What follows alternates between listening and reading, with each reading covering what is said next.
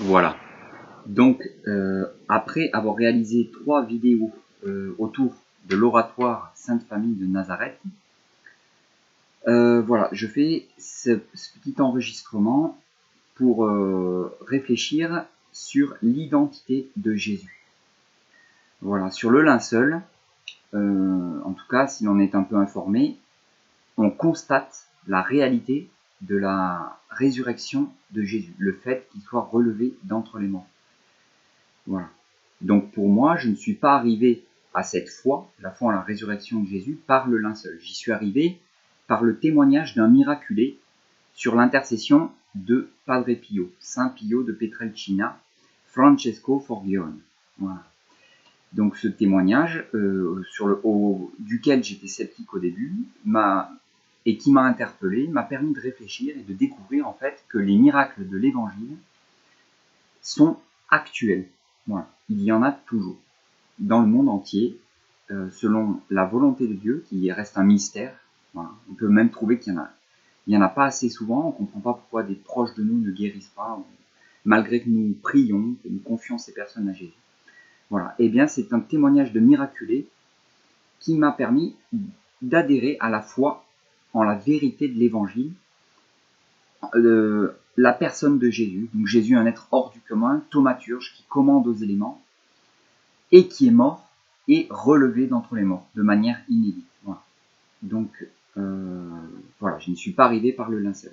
Mais, quand on découvre le linceul, on est face à cette réalité. Voilà. Jésus est vraiment relevé d'entre les morts. Voilà. Avec un corps spiritualisé, comme je le disais dans la vidéo du linceul. Et quand on est face à ce constat, on se dit, mais qui donc est Jésus? Voilà.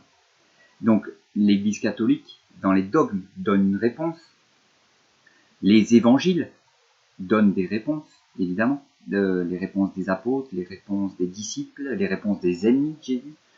Voilà. Mais tout cela, ça ne s'impose pas de l'extérieur. C'est pas quelque chose qu'on peut imposer.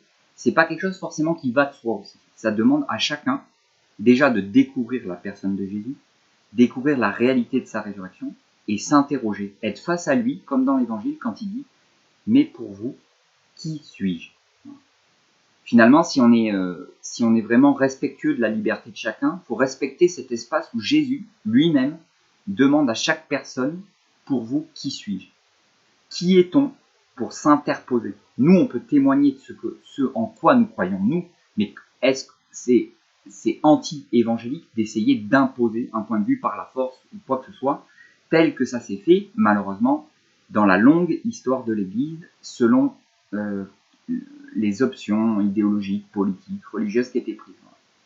Voilà. Eh bien non, la foi, ça ne s'impose pas, la foi, ça se découvre, et c'est la découverte de l'amour du Père dans la personne de Jésus.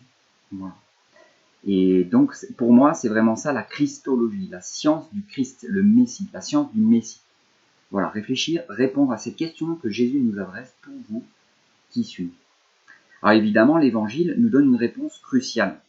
Donc si on regarde Saint Marc, c'est dans la bouche de Simon-Pierre, on a « tu es le Christ », donc tu es le Messie.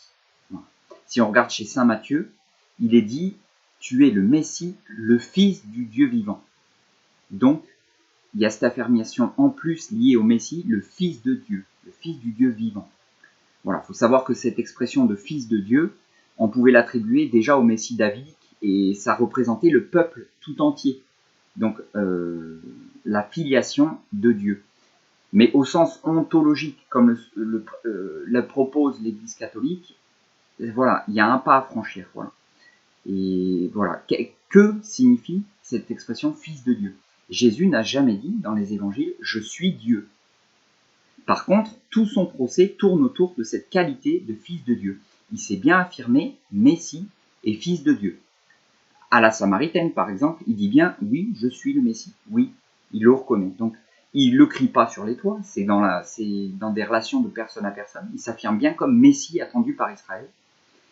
Et Fils de Dieu, c'est l'objet de son procès. Et voilà. Et en tout cas, les grands prêtres l'accusent de blasphème, c'est-à-dire de prétendre à cette filiation de nature, voilà, ontologique, consubstantielle, comme le dit le Concile. Voilà. Eh bien, nous devons rechercher la vérité. Voilà. C'est la christologie. Et en fait, ça fera l'objet d'une prochaine vidéo. Tout le procès de Jésus tourne autour du nom divin, le nom de Dieu révélé à Moïse. Et donc la prochaine vidéo que je ferai, ou le prochain enregistrement, sera autour de ce sujet. Parce que dans l'évangile de Saint Jean, c'est très net, ça tourne autour du nom divin. Voilà.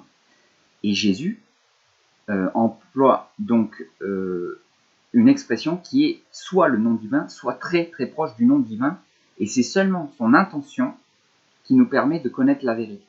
Donc c'est lui qui a la clé même de tout ça. Voilà. Donc comme introduction, donc la christologie, la science du Messie, qui est-il, qui est Jésus? Et donc le prochain enregistrement sera autour du nom divin, la relation entre le nom divin et Jésus. Voilà. Je vous laisse réfléchir déjà à ça, et voilà, on verra pour la suite.